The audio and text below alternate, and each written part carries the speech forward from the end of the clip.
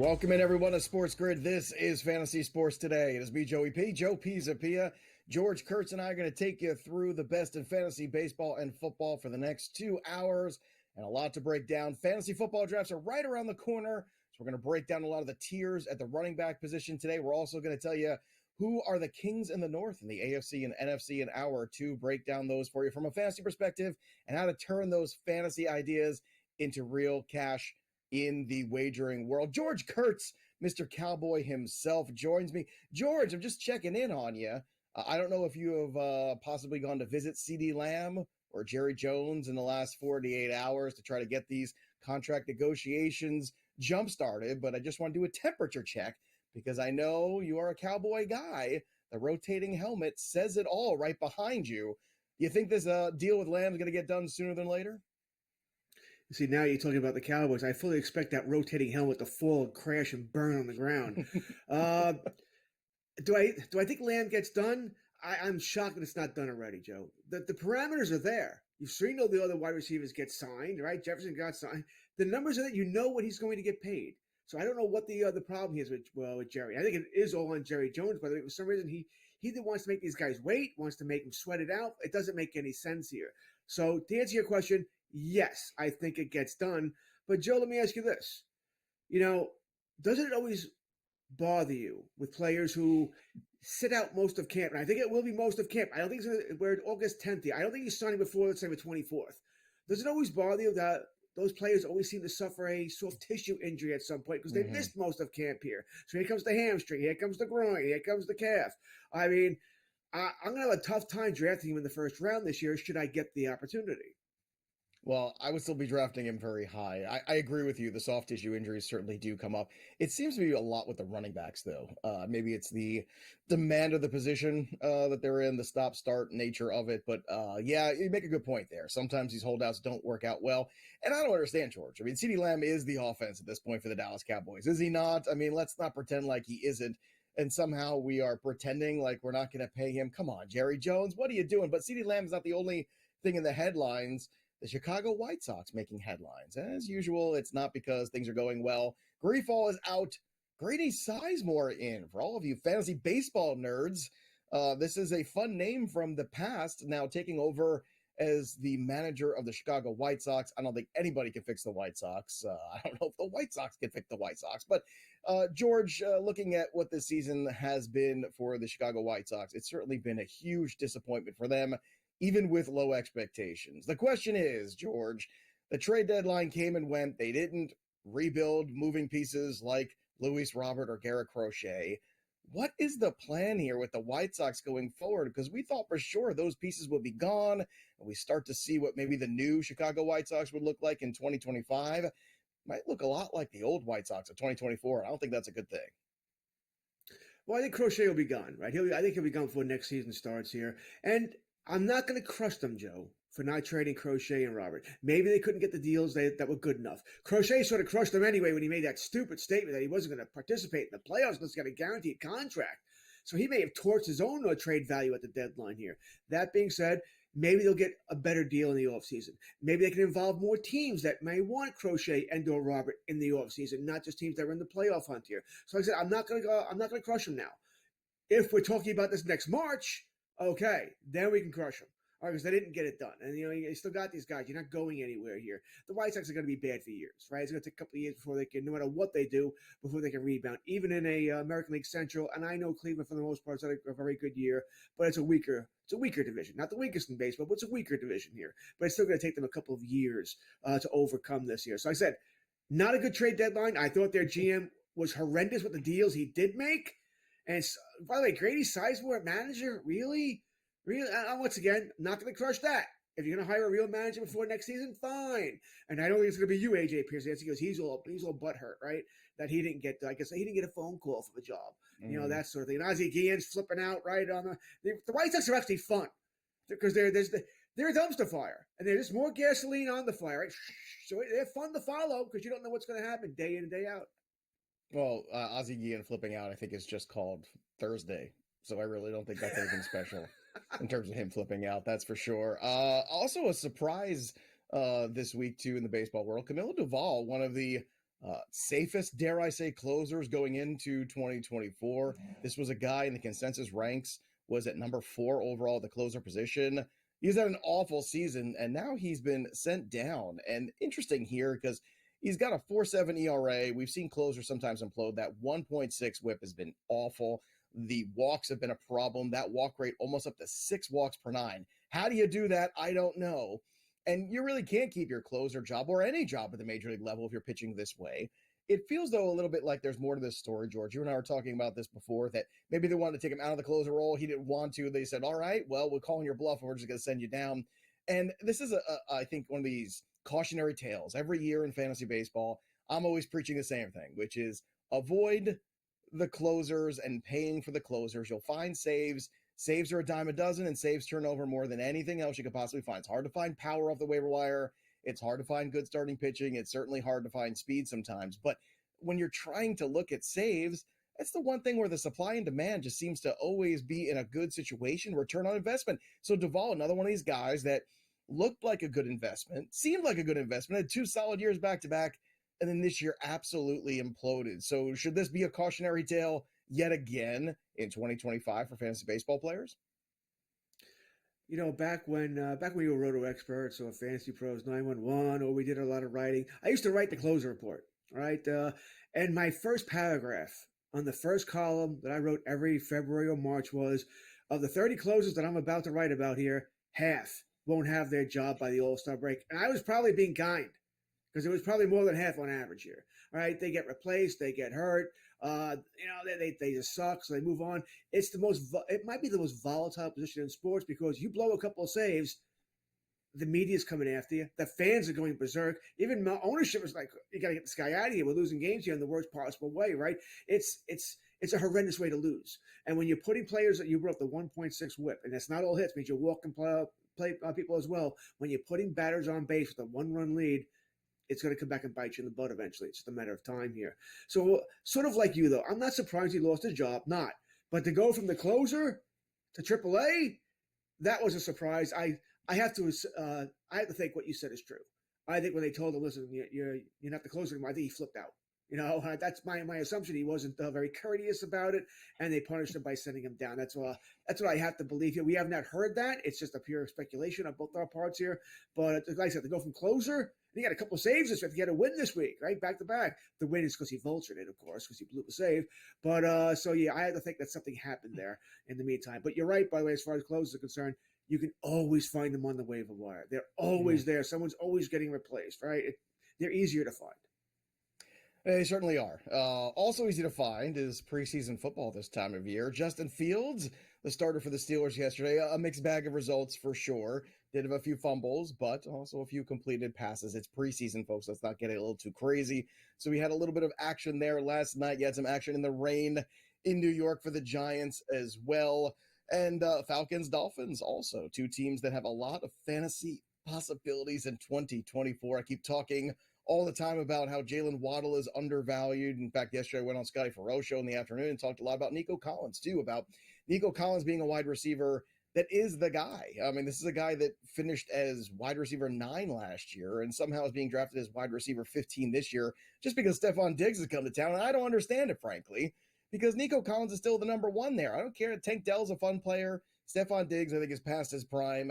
You're getting a discount on Nico Collins. You take it every single chance you get, and with Jalen Waddle too. But we're going to talk a lot more about those guys a little later in the show. A lot of fantasy football to digest today. But when we come back, we're going to talk about the guys who had the best week and then maybe the worst as well in Major League Baseball. The pennant races are continuing to heat up. The wild cards are at stake. And we're just getting started here on a beautiful Saturday morning. Joe Pisapia and George Kurtz, more FST right after this.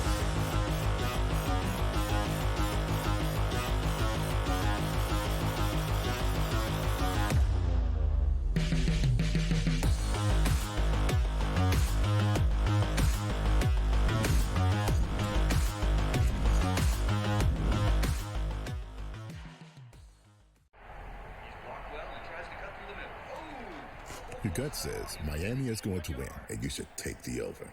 Your gut also said your NFT selfies would only go up in value. They didn't. But your head is on SportsGrid and knows the QB is in concussion protocol.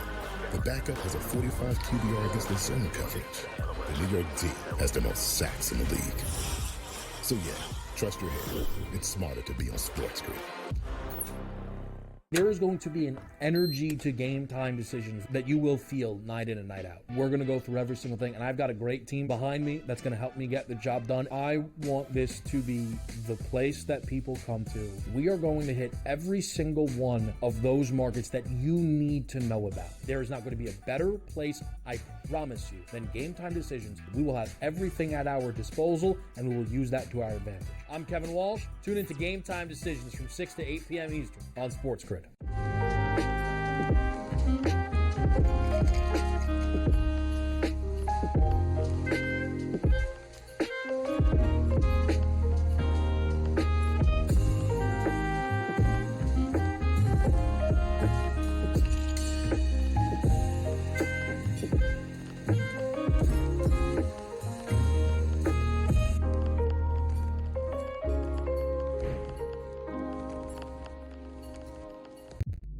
Talking about playing Pisapia and George, Taylor Hendricks, Isaiah Collier, the rookie, Cody Williams, the rookie, Bryce Sands, second year, maybe keeping Walker Kessler.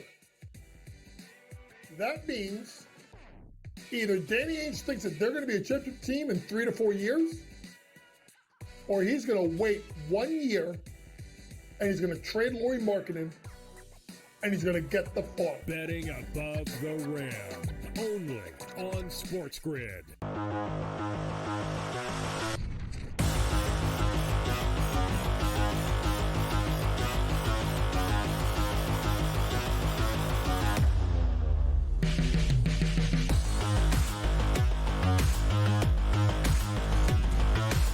All right, welcome back, everybody, to FST, and it's NFL draft season. We're going to be breaking down the running backs, doing some deep dives on some guys in fantasy football. The running back position has really evolved over the years. When George and I started playing fantasy football back in our day, when we had our pens and our papers, we'd go out there and we'd be drafting running backs for the first round and a half, who knows, even 2 rounds. That's not the NFL anymore, and that's not where fantasy football is anymore. You're seeing all these wide receivers go in the first round, usually 3 running backs. That's about what you're going to get, maybe 4, depending on the format. Nowadays, that's just the way the board looks. But running backs still have their place, and running backs can certainly still win you fantasy championships. And a guy that won a lot of fantasy championships last year was once again Christian McCaffrey, who is 100 points better than every other running back last year, but at a cost, because between the regular season and the postseason, Christian McCaffrey did have 417 touches. Now, George, when you go back and you look at the running backs historically who've had this kind of workload, you can even go back 2 years ago to Josh Jacobs having 400 touches, and you see what happened to him last year. Things typically don't go well the next season for guys. No one's ever had that getting back to the top of the mountain, certainly, after that sort of workload. Now, we've all said and heard that Christian McCaffrey is a different sort of animal, but he is a guy who's starting to get up there in age, and he's not like a player who hasn't had some injury issues in the past. Now, his training regimen, very different. Certainly, his performance level, very high. The offense, very good still runs through Christian McCaffrey. But Christian McCaffrey in most circles is still the 101 pick. I know, George, you were talking about CeeDee Lamb. You don't feel comfortable drafting him in the first round, which I think is nuts. But who is the 1-1 if it's not Christian McCaffrey for you? I'm just curious. And is Christian McCaffrey the guy that, if he is there in that very top of the board, in that 101 spot, that you just can't pass on because of what he's done the last 2 years in San Francisco? There's a lot to break down with McCaffrey. He's an easy pick if it's not 101, right? I think the only question is he 101? Any other pick, no problem grabbing him. 101 does bring up some other issues here. Now, you mentioned, a lot of carries last year. He's already got the calf strain right now, right? How severe that is, listen, I think he'd be ready for week 1, but it's not a good sign already that he's already banged up. I don't care that Shanahan has told us, well, he's not going to have as many touches this year. That's so easy to say in July and August. When the games are real and all of a sudden it's the fourth quarter and you're down 3, you're going to want him. Well, even if you're up 3 and you want to milk the clock, you want McCaffrey to touch the ball, right? So it's easy to say now. Let's see what they can do there. You look at his numbers. He hasn't played a complete season, a full season since 2019.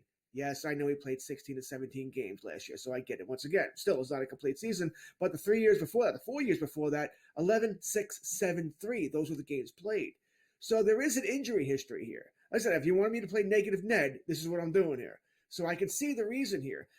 Now, you mentioned how when we first started, which for me is in the 80s here, running backs the first 2 rounds, right?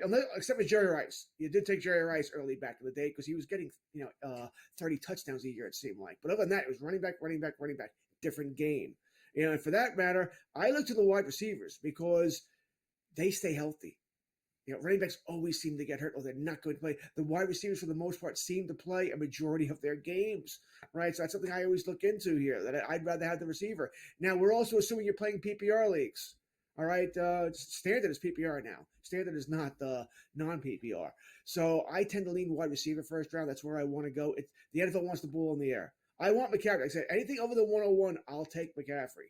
But other than that, at 101, I don't think there is any great consensus pick. I just don't think there is. Jefferson, who's throwing him the ball? Although his numbers last year without Kirk Cousins were good anyway, though. CeeDee Lamb already broke the issue there. Jamar Chase is doing a hold in.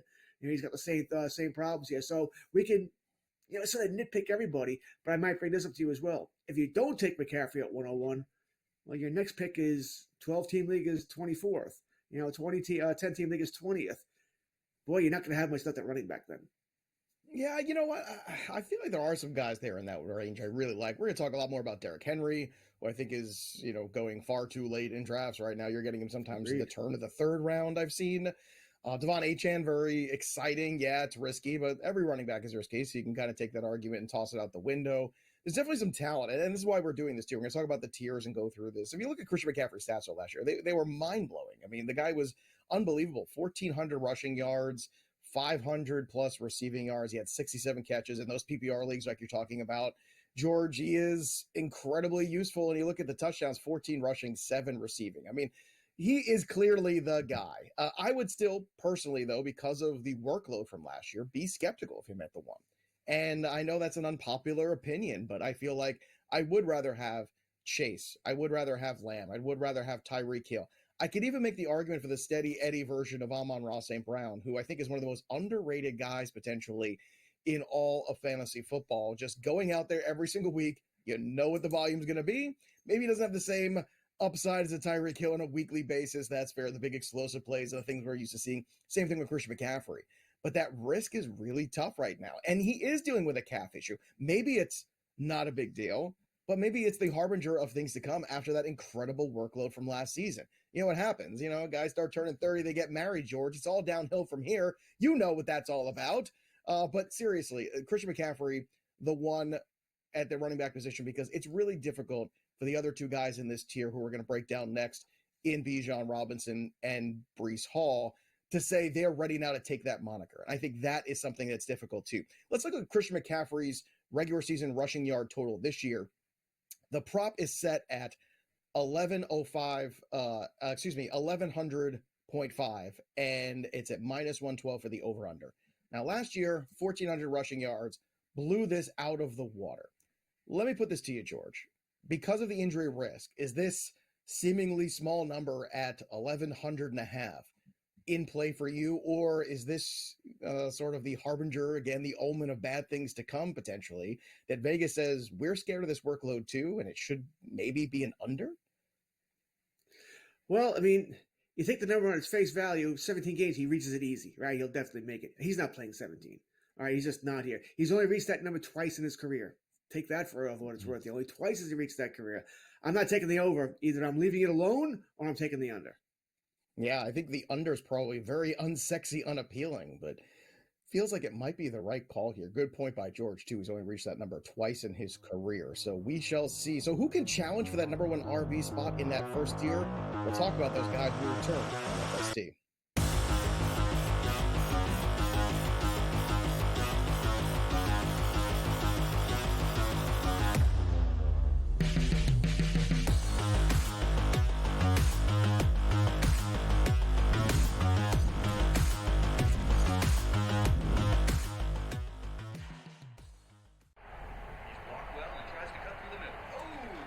Your gut says Miami is going to win, and you should take the over.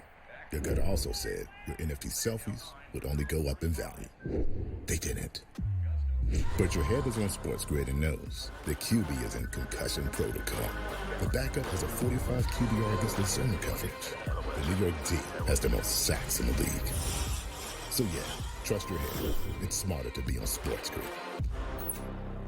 There is going to be an energy to game time decisions that you will feel night in and night out. We're going to go through every single thing, and I've got a great team behind me that's going to help me get the job done. I want this to be the place that people come to. We are going to hit every single one of those markets that you need to know about. There is not going to be a better place, I promise you, than game time decisions. We will have everything at our disposal, and we will use that to our advantage. I'm Kevin Walsh. Tune into Game Time Decisions from 6 to 8 p.m. Eastern on SportsGrid.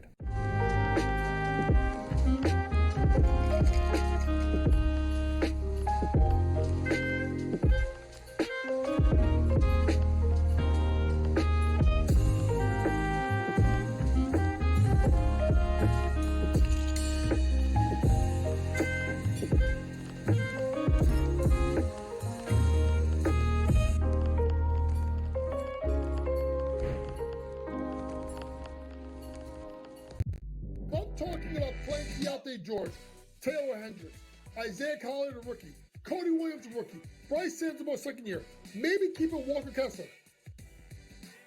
That means either Danny Ainge thinks that they're going to be a championship team in 3 to 4 years, or he's going to wait 1 year and he's going to trade Lauri Markkanen and he's going to get the farm. Betting above the rim.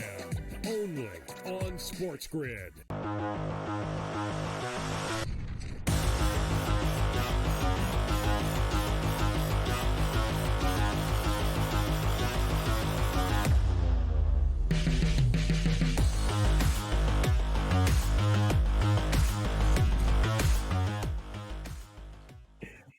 Welcome back, everybody, to Fantasy Sports Today. We continue to ask the question, if not CMC, then who could be the number one running back in fantasy football in 2024? And the best two candidates for that job are running right now. And it is Breece Hall of the New York Jets and Bijan Robinson of the Atlanta Falcons. Now, a lot of folks do like Breece Hall. In most circles, he's the consensus number 2. I would make the case for Bijan Robinson, though, personally.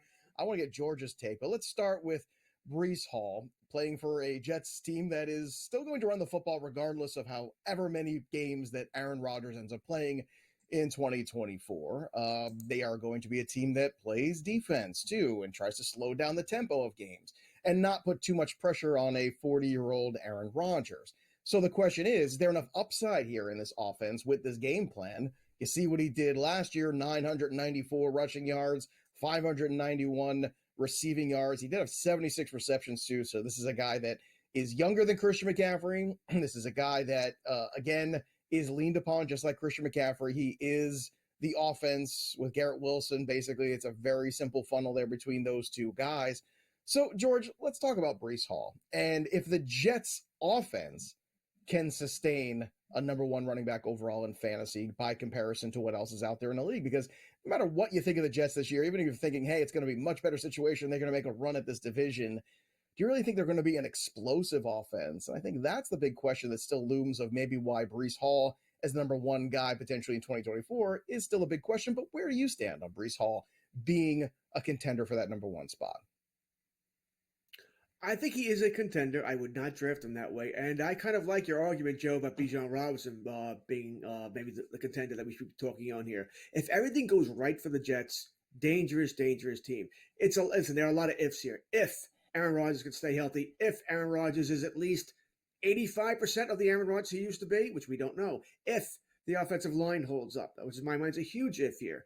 You know, if Mike Williams can be a true number 2 wide receiver to take the pressure off of Wilson here. Lots of ifs. If they all come through, we know a defense is dynamic, right? Maybe number 1, number 2, number 3 in the league, in my mind, at worst here. So, yeah, I think there's a shot for Hall because I think what you said in your first line is probably true. Until they know what they have in Aaron Rodgers, they're going to want to play more ball control, right? The defense is going to keep them in games, right? It's generally they're not going to get more than 17, 20 points on average a game here. They don't need to score 30, 35. They just don't. So I think they're going to give Breece Hall plenty of chances. Milk clock. You know, let's put us in 2nd and 6. Make life easier for everybody. Let's keep the defense off the field if we can. Keep them fresh. That sort of thing. So I like Breece Hall a whole bunch. But to answer your question, I don't see this being an explosive offense. I don't think it's what they want to be. When you're throwing the ball, because the only reason they can get their defense in trouble is turnovers, right? Turning the ball over. And if you have an explosive offense, you could have mistakes there. And I just don't trust the offensive line. I think the Jets are still, let's say, work in progress, especially in the first quarter of the season. Yeah, if things go well, I think they'll get better as the season goes along. I do. And I like Breece Hall. Actually, he's no worse than my running back 3. But to say he's going to compete for the number 1, can't quite go there. Interesting to see there, too. 1,025.5. That's the Vegas number for his rushing total, which is higher than Christian McCaffrey's, who we just talked about. That's very telling. Now, maybe they're just buying into the age. Maybe Vegas is, concerned with that workload like I am. But I think that's one of those very telling things where you say, how do the Vegas lines impact my fantasy decisions?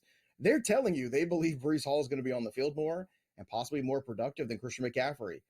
They're telling you this is the spot that, builds hotels and casinos and things like that. They know exactly what they're doing when they set these numbers. You should pay attention to them. You should also pay attention to Breece Hall's other guy in this list, which is Bijan Robinson, a guy last year I was very high on. He did disappoint slightly just because my expectations were off the chart, but I really blame the quarterback play more than anything else, and Arthur Smith as well. Now, all of that has changed this year in 2024 because Arthur Smith is gone. We have a new head coach. We have a new quarterback, or a quarterback finally, in Kirk Cousins. So Bijan Robinson had a glorious career at Texas. This was a guy who was so good.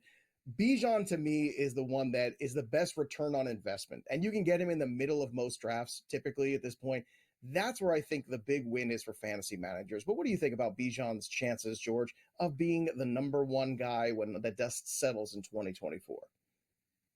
I think everything you said is true. All right, the quarterback was you and I playing quarterback. It was horrendous. Defense were I'm pretty up good. to stop it. Arthur Smith was a joke.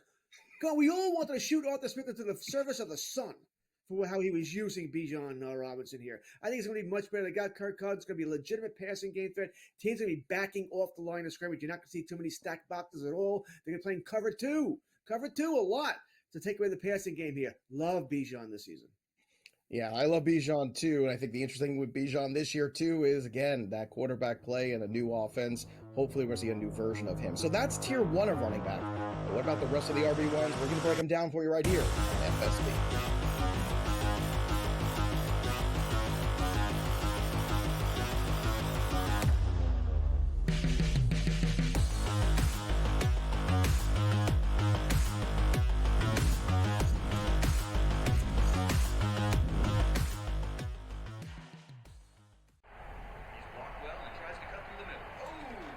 Your gut says Miami is going to win, and you should take the over. Your gut also said your NFT selfies would only go up in value. They didn't. But your head is on SportsGrid and knows the QB is in concussion protocol. The backup has a 45 QBR against the zone coverage. The New York D has the most sacks in the league. So yeah, trust your head. It's smarter to be on SportsGrid. There is going to be an energy to game time decisions that you will feel night in and night out. We're going to go through every single thing, and I've got a great team behind me that's going to help me get the job done. I want this to be the place that people come to. We are going to hit every single one of those markets that you need to know about. There is not going to be a better place, I promise you, than Game Time Decisions. We will have everything at our disposal, and we will use that to our advantage. I'm Kevin Walsh. Tune into Game Time Decisions from 6 to 8 p.m. Eastern on SportsGrid.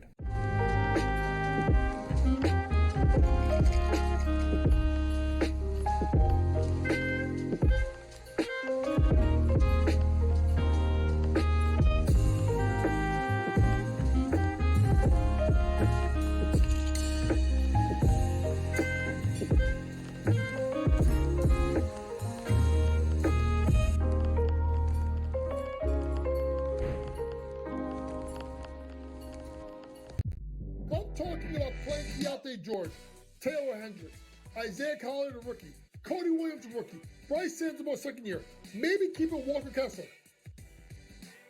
That means either Danny Ainge thinks that they're going to be a championship team in 3 to 4 years, or he's going to wait 1 year and he's going to trade Lauri Markkanen and he's going to get the farm. Betting above the rim, only on SportsGrid.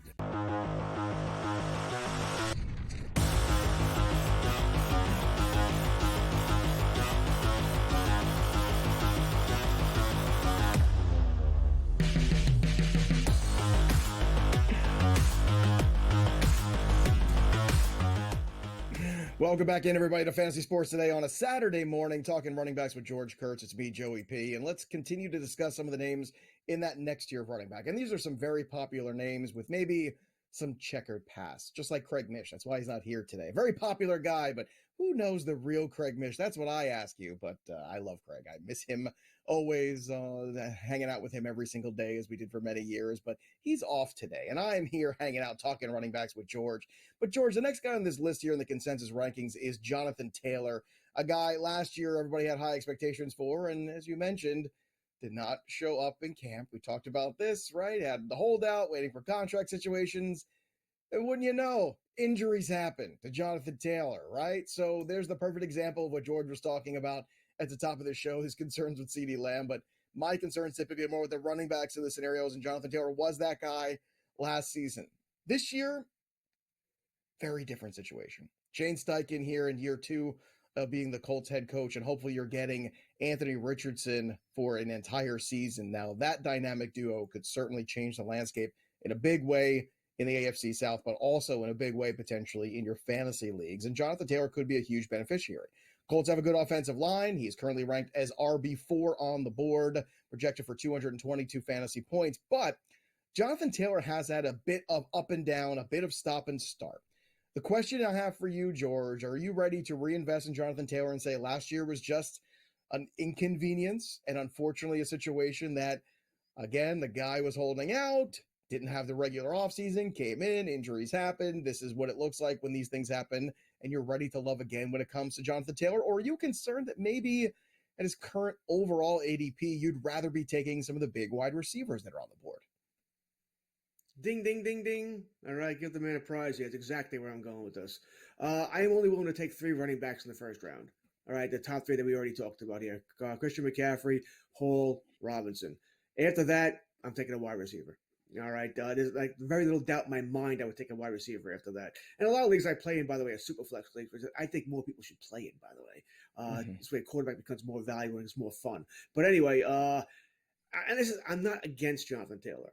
All right, but there's a lot that has to go right here. You already said it. Richardson has to play. All right, or else it doesn't matter who you're taking there. They don't have. I mean, I like Pittman, but he's not a great number 1 wide receiver. You already lost Josh Downs, a 4 to 6 weeks. He's probably out, part of September, a couple games here or there. Man, anybody else goes down, there's no offense there except Taylor. He's going to see stack boxes. He's going to see defenses paying attention to him. It's going to be let anybody else but him beat us, especially until Richardson proves that he can beat them through the air or with his legs, or with his legs there. So I have some worries about Jonathan Taylor. That being said, I'll take him in the second round. Not like I'm dropping him to round 6, but I'm not taking him I'm not taking any other running back other than the 3 I mentioned in round 1. I will go wide receiver.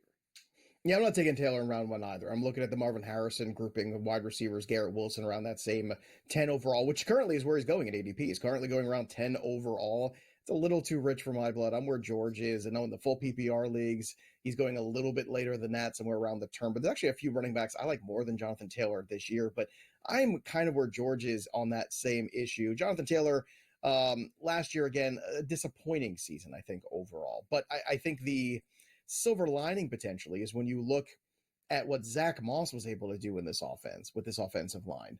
Zach Moss, a guy who was completely irrelevant for years in Buffalo, came in and all of a sudden was winning people weeks in fantasy.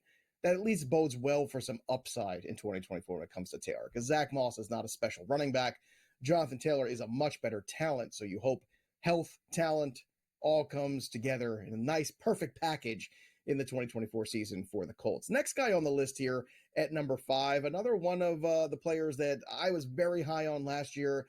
And I was taking my lumps early on in the season, but if you hung on and you had patience, Jahmyr Gibbs did pay off in a very big way. He finished the season with a flourish. And the big knock on him, George, is, well, David Montgomery's going to get all the rushing touchdowns, blah, blah, blah. This guy didn't do anything for the first 6, maybe even 7, 8 weeks of the season, you could really argue when it comes to Jahmyr Gibbs. And he still finished with 10 rushing touchdowns. And he's going into year 2. Now, I'm not saying David Montgomery's presence isn't important, isn't valid to knocking Jahmyr Gibbs down a peg. But I'm looking at Jahmyr Gibbs, the age, the offense, the need that they have for him in the Detroit Lions offense. And to me, Jahmyr Gibbs is one of the best investments you can make. If he is at the turn and I can start a team with Jahmyr Gibbs and Marvin Harrison Jr., I'm doing that every single time. I'm a big fan of Gibbs, especially in the PPR formats, George, where we talk about guys who, are going to get those opportunities for targets. So when you're looking at Jahmyr Gibbs, do you see him the same way? And do you see him like I do, which is ahead of Jonathan Taylor on my board? Ahead of Jonathan Taylor, he's right there with him. I don't know if I'd take him ahead. They both, I love this Detroit offense. I mean, I truly love this Detroit offense. And we're splitting hairs here, by the way. These are both second-round running backs. I mean, I would take either one of them to anchor my team here at running back position. And Gibbs is a lot of fun. Montgomery being there is somewhat annoying, but, a lot of teams have sort of a two-back system here, so I don't let this get on my case too much there. The passing game is dynamic. We know that. This team is loaded. St. Brown, they have everything they could want. Goff is a better quarterback than we give him credit for. You got the dynamic tight end is doing well. I mean, it's fantastic what's going on there in Detroit. Would I take him ahead of would I take him ahead? Probably not. I don't think. Only because Taylor maybe is that more true consensus running back, more the prototypical running back, but I don't have any problem. Let's put it this way. I would love for the person in front of me to make the choice for me. And it's what I'll just take the other guy, and I'm happy with that. I don't have to worry about it. That's fair. I probably would not take if I'm playing. I think in those 6, 8 leagues, whatever I'm going to play in. I wouldn't want Gibbs in 6 of them or Taylor in 6. I'd rather split it up. A couple here, a couple there. Just do a spread out my risk a little bit here. I like them both here, and I'll say this: I think Gibbs will do. I don't know about the touchdowns; that can be finicky, but I think his other numbers will be better this year than last year. Right? Another year in the system, they trust him a little bit more. He'll get more work, and you're right. The first, 6 games, whatever it was, they didn't use him all that much. They took him a while to figure out how to use him until they really figured out what he could do. He's a dangerous, dangerous player. Explosive, dangerous player, a guy in a good offense, all the things you're looking for. And what's so interesting to me, George, and I think it's one of my favorite numbers on the preseason board. Take a look right now at what Vegas is saying for his rushing total. They're saying 850.5 at -112 for the over-under. He had 945 last year. He already blew this number out of the water last year after doing nothing for the first 6 weeks. People were trading him. People were dropping him in shallow leagues. That's how frustrated they were in Jahmyr Gibbs. George, I'm looking at this number, and to me, this is an absolute smash. Of all the numbers we've seen so far, we can argue about the CMC one and saying, okay, well, the under is really intriguing here because the over is so tempting based on what he did last year, but there's so many concerns with the injuries. We talked about that number when it comes to Breece Hall being, well, a pretty good number, set pretty high. Maybe it's telling us what they think of Breece Hall this year is going to have a big season. And there's Jahmyr Gibbs, who, again, in his rookie season, destroyed this number. So I'm all in on the over here. Where are you at, George? I was just doing a little quick math here. 850 divided by 17 is 50 yards a game. If he doesn't reach that, he missed what? 6 games? I mean, he'd have to be injured for at least a third of the season in my mind for him not to reach that number. Something happened. He, had a knee injury, whatever, hamstring. So yes, I am with you, Joe. I think this is a great over to take. I don't see how he doesn't get it outside of an injury. And you can even afford for him to miss 2-3 games. That would still be fine. We moved the number up to 67, 68 yards a game. You'd still be good. He should still reach that number. So like I said, the only reason I think he doesn't get this is because of a pretty significant injury. I'll go a step farther. I think David Montgomery's presence is a good thing for Jahmyr Gibbs' fantasy value in a way because I do think it keeps him fresh and on the field. He doesn't have to have the full workload. He doesn't have to have those goal line carries all the time or those tougher carries in those third and short situations. And Jahmyr Gibbs just go out there and be the dynamic playmaker that he is and stay on the field because he is a smaller frame. Okay? He is not Derrick Henry when it comes to rushing size running backs. So Jahmyr Gibbs, wheels up, pound this over. When we come back, we're going to talk about 2 big-name running backs who are in different places this year, and I have some very different opinions potentially about. So don't go anywhere because these names are going to be familiar to you and maybe on your fantasy team.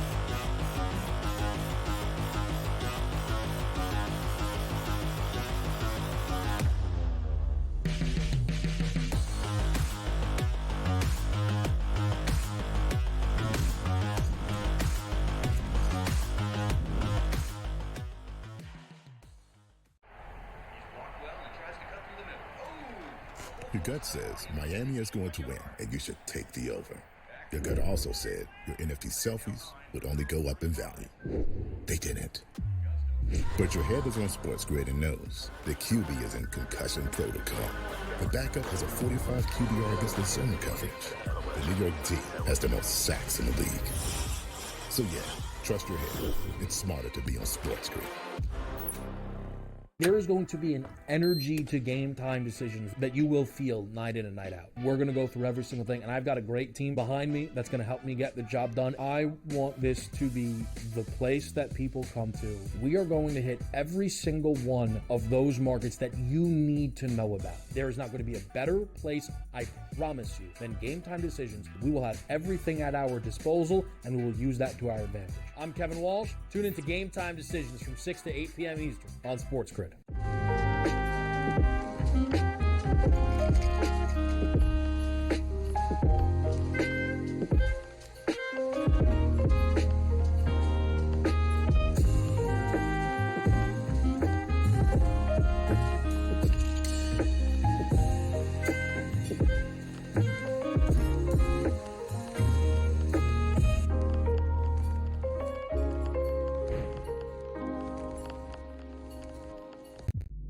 Talking about playing Pisapia and George, Taylor Hendricks, Isaiah Collier, the rookie, Cody Williams, the rookie, Bryce Sands, second year, maybe keeping Walker Kessler. That means either Danny Ainge thinks that they're going to be a championship team in 3 to 4 years, or he's going to wait 1 year and he's going to trade Lauri Markkanen and he's going to get the farm. Betting above the rim. Only on SportsGrid.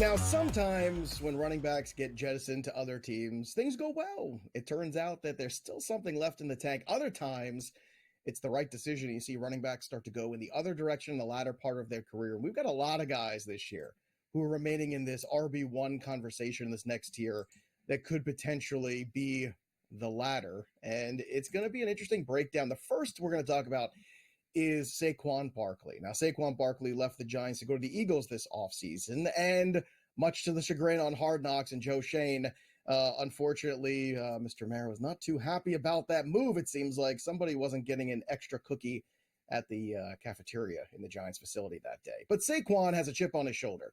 He is going to, by far, the best offensive line he's ever played with the Philadelphia Eagles. Also, arguably, the best quarterback situation, the best, overall weapon situation. Let's just say it's better. Can we just say it's much better? I mean, significantly better. The question is, how's the health of Saquon Barkley?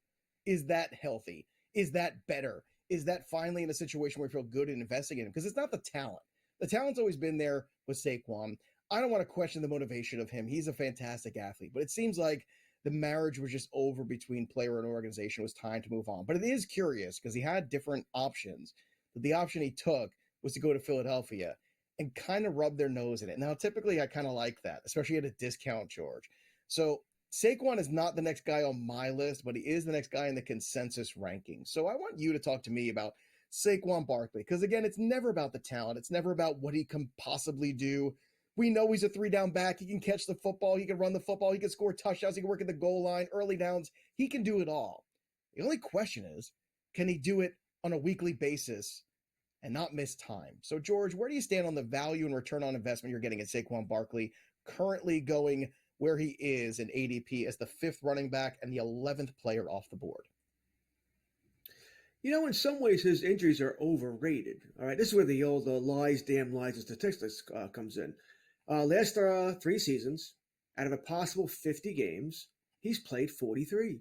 He's only missed 7 games, which, by the way, for a running back, over 3 seasons, you're probably signing up for that. All right, they know if you're drafting a running back today in a dynasty league, you're probably taking 43 out of 50. And just hope he doesn't miss any playoff games, right? Fantasy playoffs. So that's probably what you'll take there. Now, the problem has been that he's been hurt a lot of games where he hasn't been himself. That's been the issue. Where he plays, but he's not Saquon. All right, so he's not really helping you as much as you would like him to do. Now, everything you said is true. You said arguably, listen, he's playing with the best quarterback, the best wide receiver, with the best offensive line he ever has. All right, I don't even think it's remotely close. All right, forget arguably. The only thing I truly worry about, all right, I am worried about health somewhat, I admit, but the only thing I worry about is that damn tush push. And by the way, I worried about this if I draft Hurts as well, because I don't know. Kelsey's gone, so are they still going to do it? Are they still going to be as good at it? Or are they not going to do it anymore because they have a legitimate running back? So they don't need to do it anymore. Let's give it to the running back. Why risk Hurts getting hurt? Which I think he did last year, by the way. I think that may have been part of the reason why he didn't play as well in the last third of the season. So, I don't know what's going to happen here. It's going to be a mix with keep the defense is guessing. Sometimes we'll do Tush, sometimes we'll go with the Barkley. So there's a lot of guesswork here for both players here. So I do have faith that Barkley is going to put up a really good season. I do. And I think, by the way, what you said, he wants to rub it in the Giants' faces is so true. Because he had other opportunities. He could have left the division. He could have went pretty much wherever he wanted. And he chose to go down the turnpike. All right, so I think there is something there. Have faith in Barkley. There's no doubt the injuries are in the back of my head. I think he's ranked right where he should be. A nice second round running back. And if I had a good wide receiver round 1, I don't have much of an issue taking Barkley in round 2. But he is also another thing. If I have Barkley, I don't want especially another top player who also has that injury bug. Because I can't have 2 guys in my top 5 picks that I know aren't playing 17. All right, I don't like that. I can have 1, maybe even 2 overall on my team, but I don't want to go any further than that, but definitely not 2 top players. Yeah, I think that's an important piece of this puzzle you're mentioning, which is the roster construction. When you're taking a guy like Saquon, you better have an Amon-Ra St. Brown. You better have somebody that hey, every week this guy's going to be the guy. I mean, A.J. Brown, same team, a little bit tricky of a situation there. I love that you brought up the Kelsey situation too, because with Jason Kelsey gone, I don't know if that tush push, the brotherly shove, is going to be quite as efficient. That's the guy that really made that play work.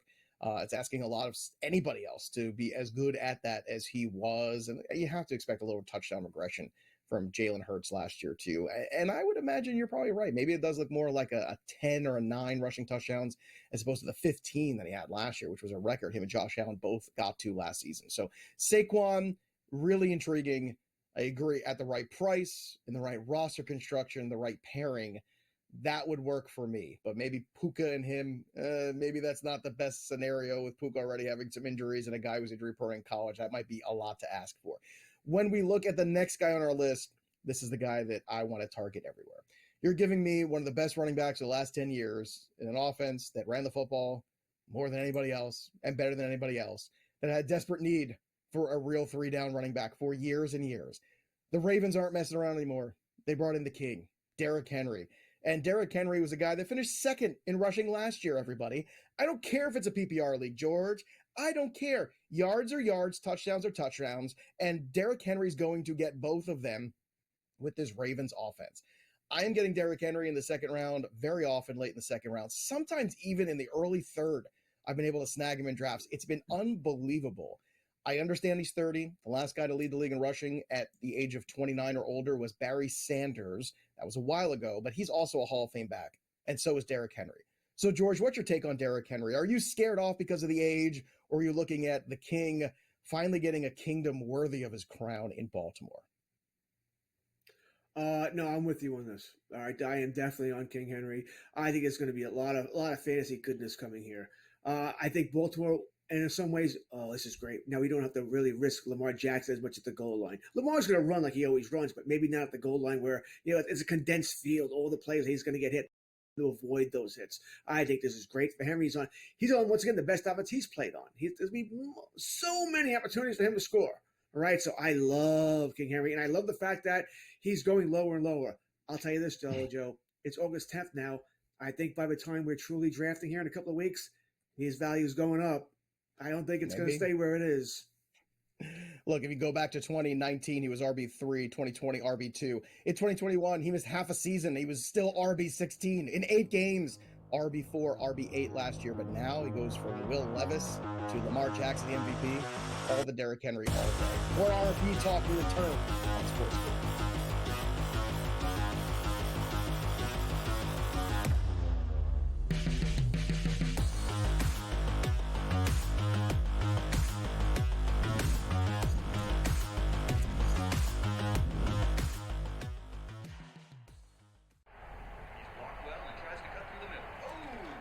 Your gut says Miami is going to win, and you should take the over. Your gut also said your NFT selfies would only go up in value. They didn't. But your head is on SportsGrid and knows the QB is in concussion protocol. The backup has a 45 QBR against the zone coverage. The New York D has the most sacks in the league. So yeah, trust your head. It's smarter to be on SportsGrid.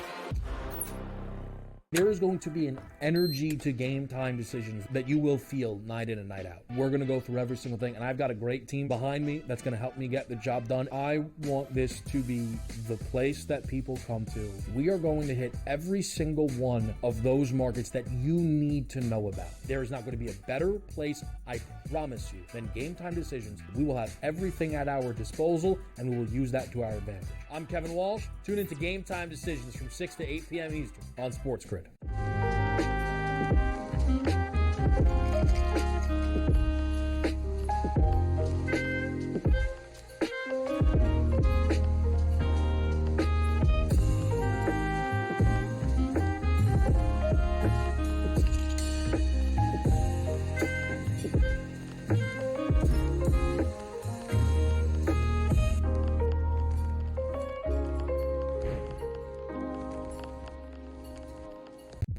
I'm talking about playing Pisapia George, Taylor Hendricks, Isaiah Collins, a rookie, Cody Williams, a rookie, Bryce Sansamore, second year, maybe keeping Walker Kessler.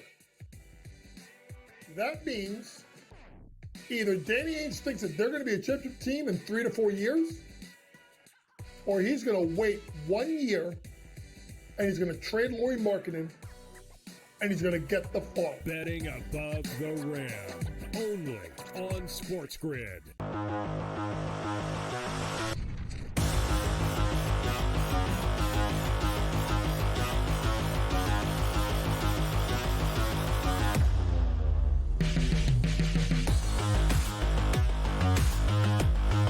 Some other running backs in this final section of Tier 2. But, George, one more note on Derrick Henry before we close out this hour. 925.5. That is the number for Derrick Henry's rushing yards.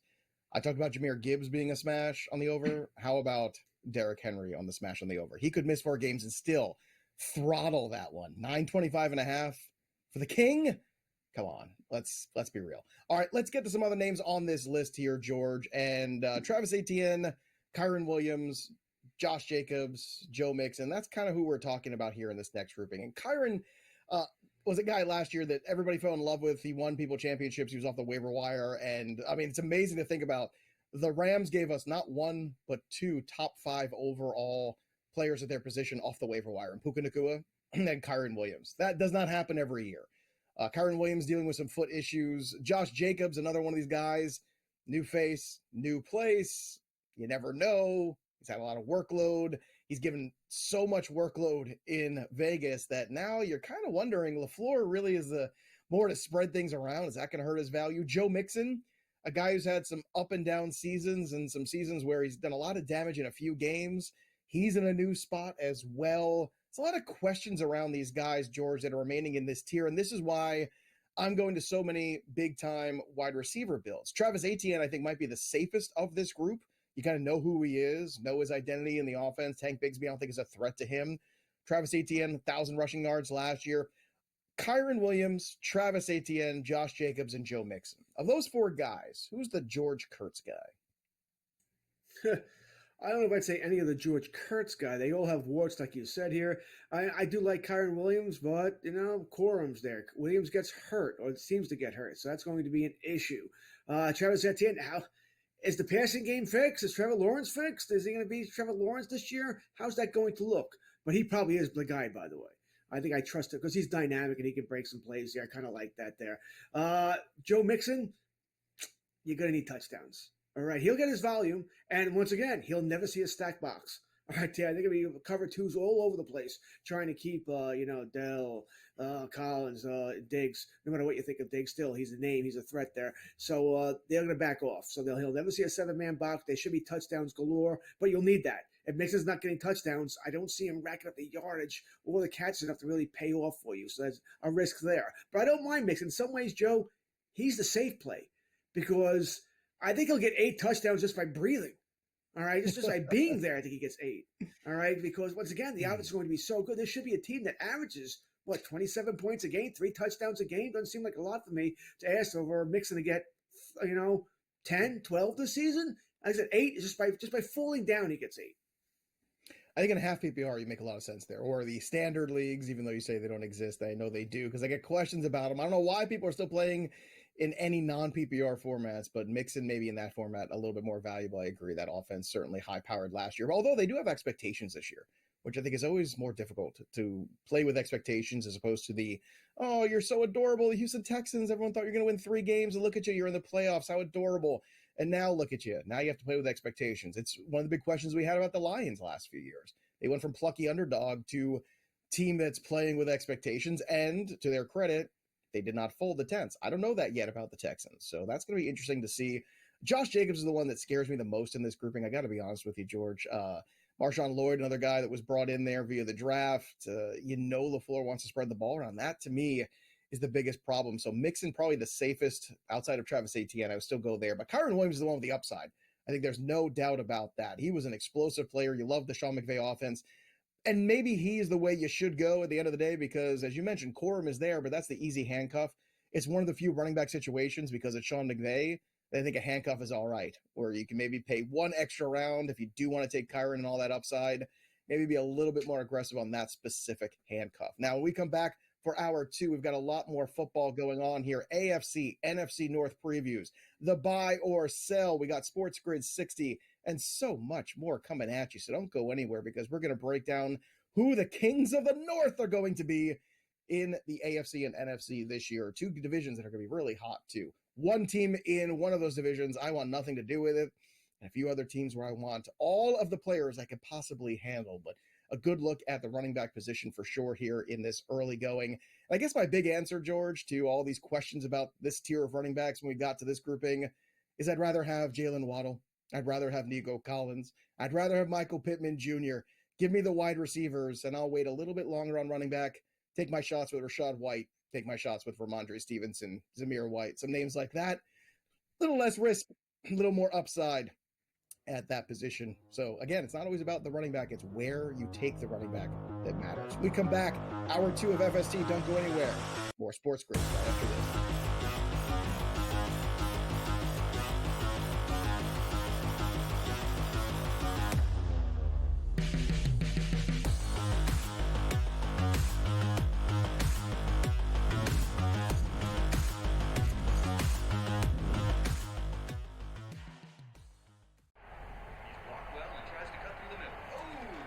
Your gut says Miami is going to win, and you should take the over.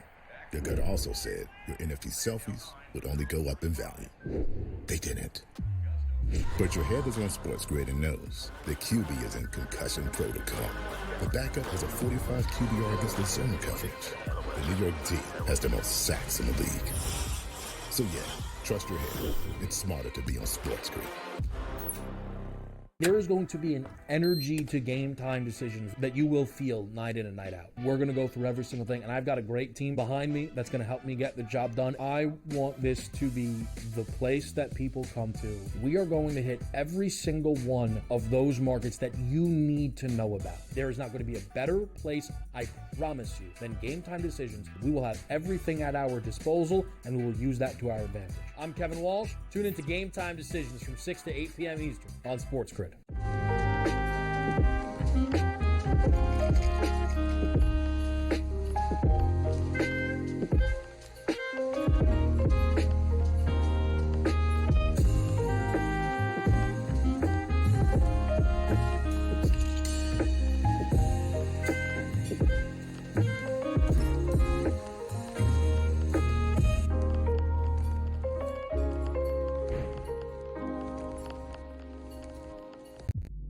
Talking about Pisapia, George, Taylor Hendricks, Isaiah Collier, the rookie, Cody Williams, the rookie, Bryce Santamore, second year, maybe keep it Walker Kessler.